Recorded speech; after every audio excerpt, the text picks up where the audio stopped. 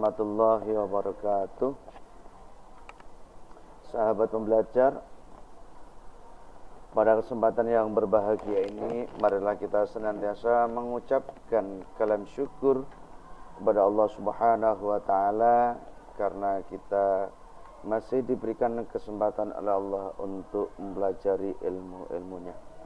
Oke, sahabat pembelajar, langsung aja pada kesempatan kali ini kita mencoba untuk latihan menjawab soal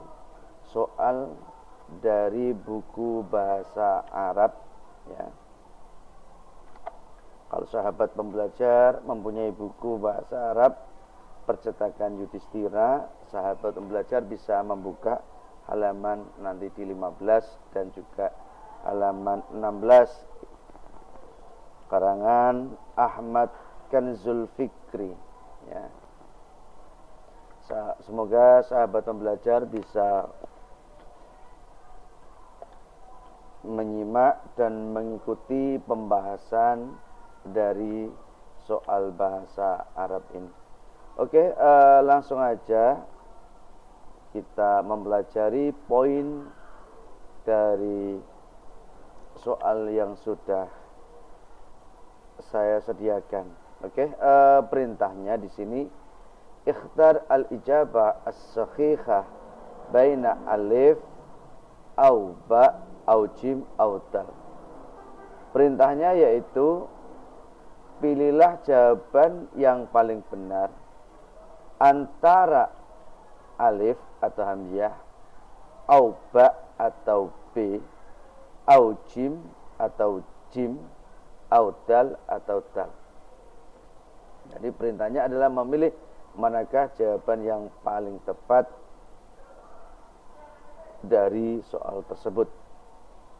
Soalul awal, Fatimah, ahlan wa sahlan ya Aisyah. Di sini sahabat pembelajar perlu dengan kejelian, kecermatan di dalam membaca soal. Kalau ada pertanyaan seperti itu, maka di sini sudah jelas bentuk pertanyaannya itu diambil dari muhaddatsa atau dari hewan. Fatimah, ahlan wa sahlan ya Aisyah. Fatimah, ia berkata, selamat datang, hei Aisyah. Maka Aisyah menjawabnya apa? Ajabat Aisyah, alif, ahlan bik ya Mahmud, ahlan bik ya Fatimah, jim, sobahul khair ya Mahmud, sobahul khair ya Fatimah. Ketika pertanyaan muncul seperti itu, ahlan wa sahlan ya Aisyah, berarti Fatimah kan mengungkapkan ucapan itu kepada siapa? Aisyah. Ketika kita itu disapa dengan ungkapan ahlan, selamat datang, ahlan wa sahlan, jawabnya adalah apa? Ahlan, ahlan bik, selamat datang juga. Nah, di sini tinggal kita lihat siapakah yang diajak berbicara oleh Fatimah.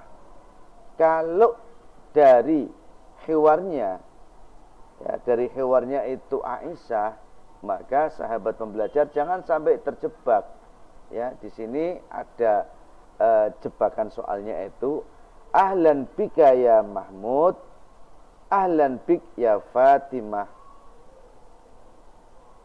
Kemudian sobahul khair ya Mahmud, sobahul khair ya Fatimah. Maka jawaban yang paling tepat adalah karena Fatimah, yang pertama Fatimah itu soalul atau sa'alat Fatimah ila Aisyah. Karena Fatimah itu bertanya kepada Aisyah, maka Aisyah jawaban itu diperuntukkan kepada Fatimah. Jadi sahabat pembelajar tinggal langsung menjawab bahwa jawaban yang paling tepat adalah yang Pak. Ini sahabat pembelajar bisa melihat jawaban yang paling tepat adalah Pak, ya. Pak. Ingat kata Fatimah di sini identik dengan apa itu? Karena Fatimah bertanya, maka Aisyah menjawab untuk siapa? Untuk Fatimah. Oke. Langsung aja sahabat pembelajar, kita masuki soal yang kedua. Ya. Hal nuktoh. Jadi hal nuktoh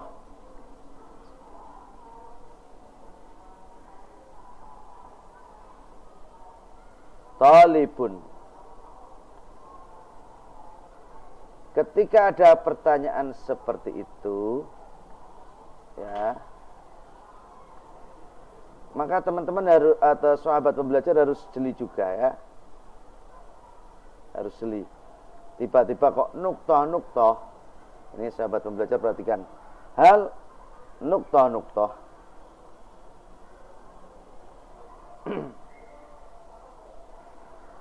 Talibun, pertanyaan hal itu atau istifham hal itu diperuntukkan untuk orang yang diajak berbicara bisa, untuk orang lain gaib juga bisa, untuk siapa saja bisa. Tapi melihat dari jawabannya, hal titik nuktoh talibun, siswa. Tiba-tiba kok seperti itu, ya. Maka sahabat pembelajar juga harus agak jeli nih, ya. Titik talibun. Naam ana talibun. Perhatikan kalimat jawaban di situ. Hal nuktoh talibun. Talib di sini adalah kalimat yang menunjukkan lil mudzakkar. Jadi kalimat isim yang menunjukkan makna laki-laki. Sehingga jawaban na'am yang ada di, ya, apa itu jawaban yang ada di pertanyaan tadi, hal nuktoh talibun, apakah titik siswa? Na'am, jawabannya apa? Ana ini menunjukkan kata ganti lil mutakallim ma'al ghair. Ana talibun, saya siswa. Berarti kalau mukhatab pertanyaan itu, ya, kalau di sini adalah jawabannya ana adalah orang yang diajak berbicara, secara otomatis pertanyaan itu ditunjukkan kepada orang yang ada di hadapannya. Ketika Anda memilih yang nomor alif, yang alif jawabannya ana mosok. Hal ana talibun, apakah saya seorang siswa? Enggak nyambung. Yang jim, hal anti talibun, ini juga enggak nyambung. Apakah kamu perempuan? Talib, seorang siswa? Enggak nyambung. Yang dal, perhatikan, hal huwa talibun, apakah dia seorang siswa? Seharusnya apa? Jawabannya tidak bisa ana. Jawabannya adalah huwa talib. Nah, yang ba di sini, hal anta talibun, apakah kamu seorang siswa? Jawabannya apa? Naam ana talibun, saya adalah seorang siswa. Maka jawaban yang paling tepat dari soal itu adalah yang ba dhamir ta anta lil mukhatab, orang yang diajak berbicara. Maka ketika dhamir itu ditunjukkan kepada orang yang diajak berbicara, jawabannya adalah ya ana ini, ya. Oke. Jadi sahabat pembelajar, ini jawaban yang paling tepat. Ya, tadi yang ini juga paling tepat, ya. Sahabat bisa mempelajari dengan baik. Oke, selanjutnya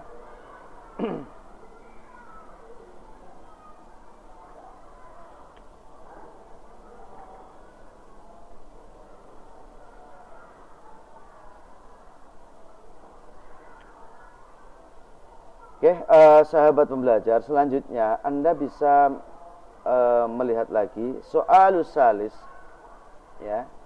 Soal yang nomor 3, karena tadi nomor 2 sudah kita bahas. Sekarang kita memasuki soal yang nomor 3. Nomor 3, ya, soal yang nomor 3 ini sahabat pembelajar bisa langsung memperhatikan hal nuktoh-nuktoh. Ini kalau warna kuning nggak kelihatan, maka saya ganti dengan warna merah aja.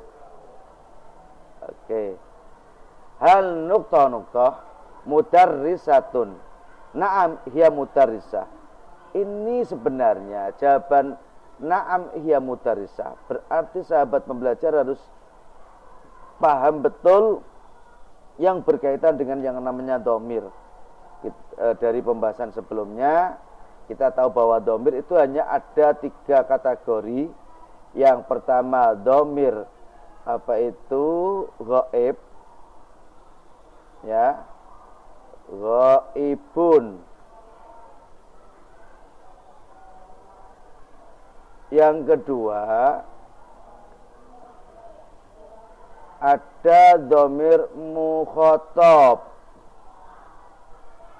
Ini sahabat mukhatab. Mukhatab ini untuk yang diajak berbicara. Ghaib itu orang yang tidak kelihatan, jadi orangnya nggak ada. Kemudian ada dhamir mutakalim. Mutakalim di sini ada 2, mutakalim wahdah sama mutakalim ma'al ghair. Isinya ana dan nahnu. Nah, kalau pertanyaannya seperti ini, tiba-tiba hal nuktoh-nuktoh mudarrisatun, apakah titik-titik? Guru, jawabannya na'am, ia mudarrisah. Berarti apa? Jawaban na'am, dia seorang guru. Ini jelas. Huwa, domirnya domir apa? Domir ghaib. Hiya, domirnya juga domir ghaib. Anta, di sini domirnya kategorinya adalah domir mukhatab. Anti juga mukhatab. Tinggal kita meneliti apakah hiya ini mu'annas atau mudzakkar. Kalau mudzakkar artinya laki-laki, kalau mu'annas perempuan. Mudarrisatun karena di sini ada tak yang menunjukkan tak titik 2, ya, tak tadulul mu'annas, maka secara otomatis itu adalah dhamir ghaib bah tadulul mu'annas, maka jawabannya adalah hiya. Ya, kalau Anda jawab huwa yadullu lil mudzakkar, maka salah. Apakah dianya adalah dia perempuan, seorang guru? Naam, hiya mudarrisah. Dia adalah seorang guru. Nah, ini.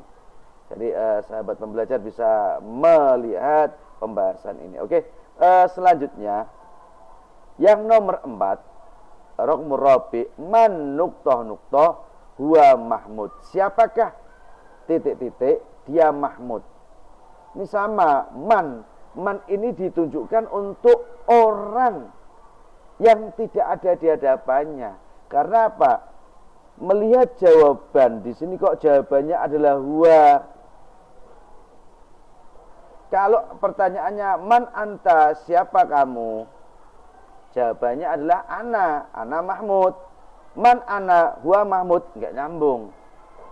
Man hiya, enggak nyambung lagi karena ya untuk apa? Untuk lil muannas. Maka man huwa dhamir ghaib yang tadullu lil mudzakkar, ya. Siapakah dia? Jadi pertanyaan istifham itu diperuntukkan untuk ghaib yadullu lil mudzakkar. Karena apa? Dari pertanyaan itu muncul di sini kata huwa. Kalau huwa berarti orangnya itu tidak ada. Man huwa Mahmud. Siapa dia? Dia adalah Mahmud. Oke. Melanjutkan, ya. Setelah nomor 4, nah ini saya hapus dulu untuk apa? Untuk pembahasannya. Nah, Sekarang kita memasuki soal yang kelima. Man ana Fatimah. Oke. Ini nomor 5. Man, siapa titik-titik ana Fatimah. Perhatikan, kalau ana tadi di atas sudah kita bahas bahwa ketika ada jawaban ana berarti orang itu sedang diajak berbicara. Kalau diajak berbicara berarti domir ini menunjukkan domir mukhatab. Domir mukhatab. Hingga kalau di sini ana huwa sudah jelas ini adalah salah karena ana itu lil mutakalim, ya, mutakalim wahdah. Kalau huwa itu domir ghaib jelas salah. Tinggal ini anta sama anti. Sahabat pembelajar bisa melihat ini pertanyaan tapi jawabannya perempuan. Tinggal kita cocokkan, kalau perempuan domir mukhatab perempuan itu apa? Apakah anta atau anti? Nah, sahabat pembelajar bisa langsung menyesuaikan. Kalau perempuan secara otomatis dia jawabannya adalah anti. Harokatnya kasrah. Tapi kalau laki-laki maka harokatnya adalah fathah. Karena di sini jawabannya adalah Fatimah perempuan, maka jawaban yang paling tepat adalah yang C. Ya, itulah. Ya. Man nukta ana Fatimah. Oke, ya. Oke, selanjutnya kita memasuki soal yang ke-6. Man anta, siapa kamu? Nah, ini juga jauh berbeda dengan yang tadi. Man anta, siapa kamu? Ana nukta. Kalau dari tadi itu yang muncul soal-soalnya adalah jawabannya. Sekarang yang dipertegas di soal yang ke-6 adalah soalnya. Jawabannya tinggal kejelian kita bagaimana kita itu menjawab dari pertanyaan dari domir yang ditanyakan. Man anta, perhatikan, anta tadi kalimat domir yang menunjukkan makna laki-laki, kamu satu. Maka di sini jawaban ana laki-laki satu. Kalau melihat jawaban yang pertama Zaitun, Zaitun artinya laki-laki. Yang kedua siapa? Zainab, Zainab itu perempuan. Walaupun di sini tidak tertulis Zainabah, ada taknya tidak karena Zainab termasuk asma ajam. Kemudian Hindun, Hindun ini juga perempuan. Dan yang keempat adalah Khadijatun, Khadijah, ini juga perempuan. Maka dapat kita ambil kesimpulan bahwa jawaban yang paling tepat adalah yang alif. Man anta, ana Zaitun. Siapa kamu? Saya adalah Zahid. Nah, itu sahabat pembelajar, sehingga kita bisa menjawab soal itu dengan teliti dan juga dengan benar, sehingga apa? Kita bisa mendapatkan nilai mumtaz dari apa? Dari pertanyaan yang ada. Oke, selanjutnya kita memasuki soal yang ke-7. Ya, sahabat pembelajar bisa perhatikan di soal yang ke-7 ini. Kita pelan-pelan. Oke, sahabat pembelajar, langsung aja kita memasuki soal yang ke-7. Soal yang ke-7 ini juga sama, tidak jauh berbeda dari soal yang ke-6. Kalau di soal yang ke-6 adalah tadi pertanyaannya anta untuk laki-laki, maka di soal yang ke-7 adalah anti untuk perempuan. Nah, kalau sudah seperti ini, secara otomatis sahabat pembelajar itu tinggal meneliti aja, dibedakan aja, dicermati manakah kalau anta tadi untuk laki-laki, anti itu untuk perempuan. Ya, ini saya tulis, sambil saya tulis PR untuk perempuan. Lihat dari jawaban yang ada. Umar, Umar ini enggak ada nama Umar itu perempuan. Umar itu pasti laki-laki. Sayyidina Umar. Ali, Ali juga laki-laki. Kemudian yang ketiga ada jawaban Salman. Salman ini untuk laki-laki. Kemudian yang keempat adalah Salma. Salma, walaupun dia tidak ada tak marbutohnya, tapi ini bisa digantikan sebagai alif maksurah. Ya, alif maksurah yang memang nama Salma ini juga termasuk asma jam, gitu aja lah. Ya, yang menunjukkan arti perempuan. Jawaban yang paling tepat maka dari keempat itu, karena yang pertama Umar, yang kedua Ali, yang ketiga Salman, dan yang keempat adalah Salma, maka jawaban yang paling tepat adalah yang dal. Man anti? Ana Salma. Oke, langsung aja kita melanjutkan nomor yang ke-8. Perhatikan, Ahmad nuktoh. Muhammad ana min Bogor, Jawal Gharbiyah.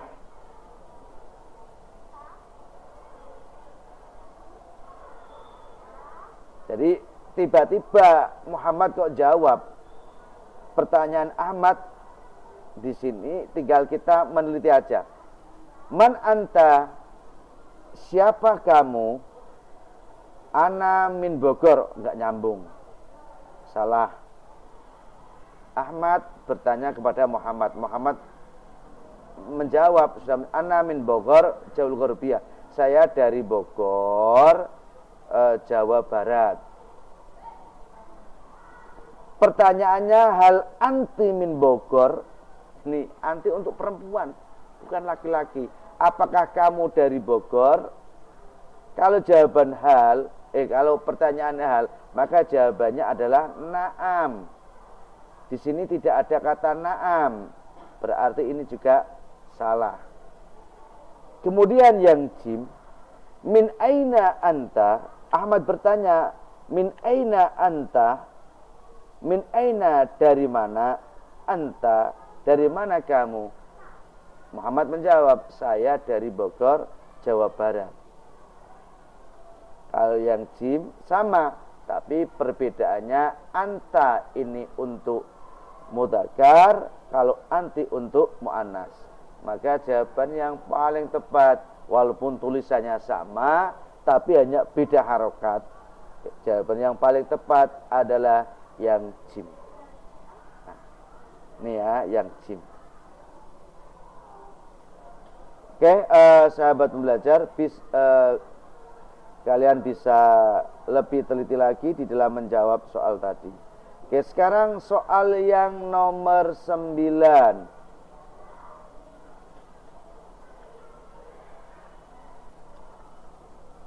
Nomor 9, ya, soalnya huwa tabib. Kok tiba-tiba dia seorang dokter? Ini kaitannya dengan apa? Dengan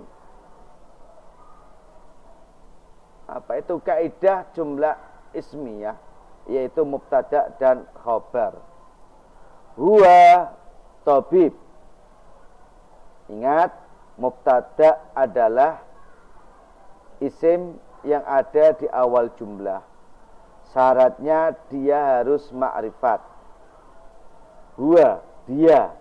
Dia ini dia ma'rifat gak? Ma'rifat, laki-laki. Tabibun, khobar. Jadi mubtada adalah isim, kalimat isim atau kata benda yang berada di awal jumlah. Syaratnya dia harus ma'rifat.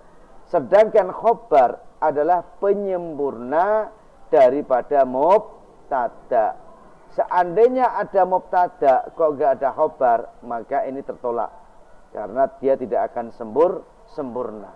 Nah, kalau melihat susunan ini, huwa tabibun secara ilmu gramatikanya adalah dia seorang tabib, seorang dokter. Berarti kata jumlah itu jumlahnya adalah kamilah.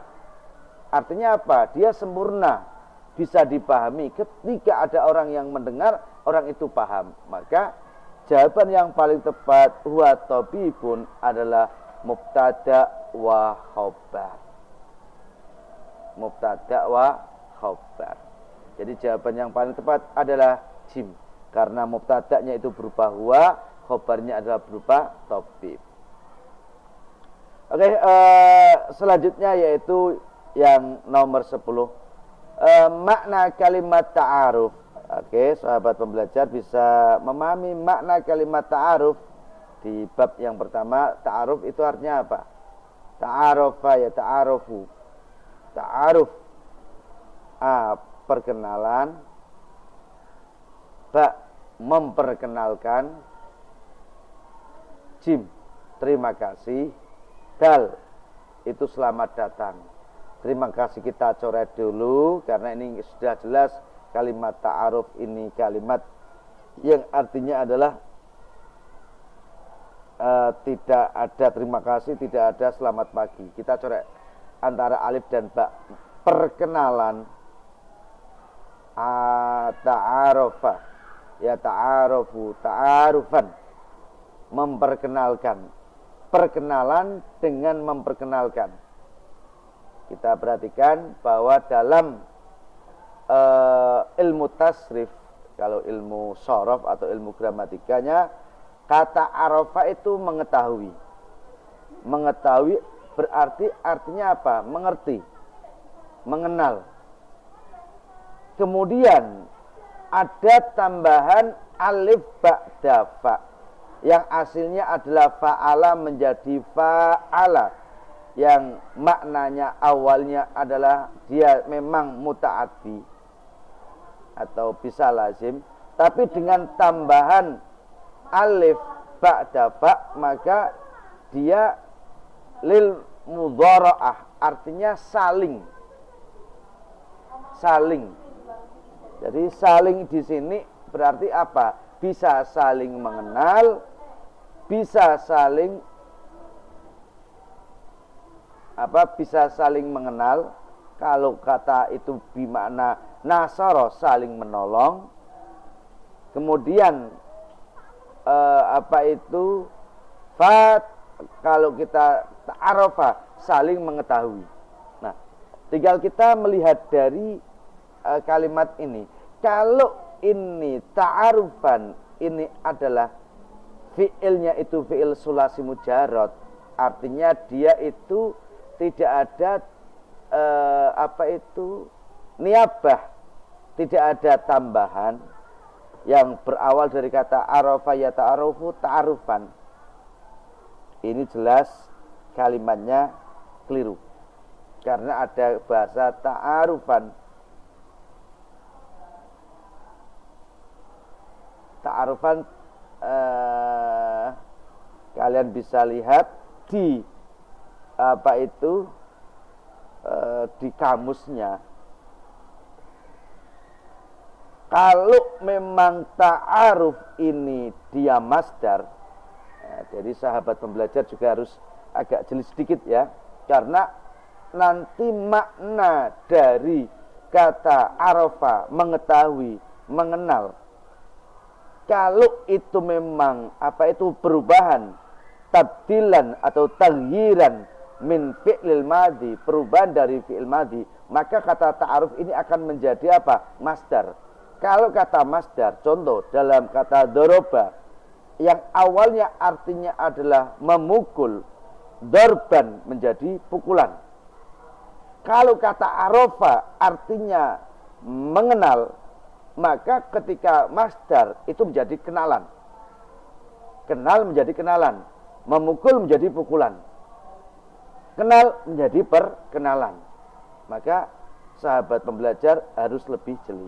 Arafa, ta'arofa ya ta'arofu ta'arufan.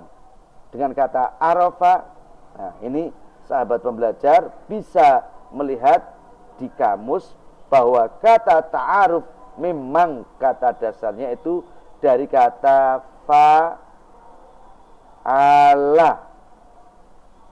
Arafa artinya itu mengetahui.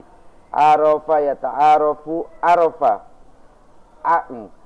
Arafa ya rifu urfan, itu yang artinya mengetahui. Kalau ta'arufan itu yang ada tambahan tak, mengetahui, itu bimakna kenal atau mengenal, ya, sahabat pembelajar bisa langsung melihat di kamus. Mungkin sahabat pembelajar juga bisa membuka di bukunya, yaitu bahwa kata ta'aruf ini masdar dari kata arafa yu'arifu ta'arufan, yang artinya adalah perkenalan. Maka jawaban yang paling tepat dari soal itu adalah yang alif. Itu sahabat pembelajar harus jeli di dalam mempelajari atau menjawab soal-soal yang ada. Oke, saya kira itu pembahasan nomor 1, rukmul awal hatta al-ashirah. Semoga ini bermanfaat, membantu sekali nanti di dalam mengerjakan soal-soal yang akan datang.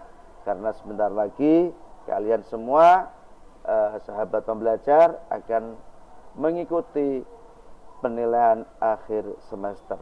Maka sudah seharusnya sahabat pembelajar mempelajari dari soal-soal yang ada sebagai motivasi agar nanti nilai yang akan diperoleh itu lebih baik lagi. Oke, dari kami atau dari saya cukup sekian. Assalamualaikum warahmatullahi wabarakatuh.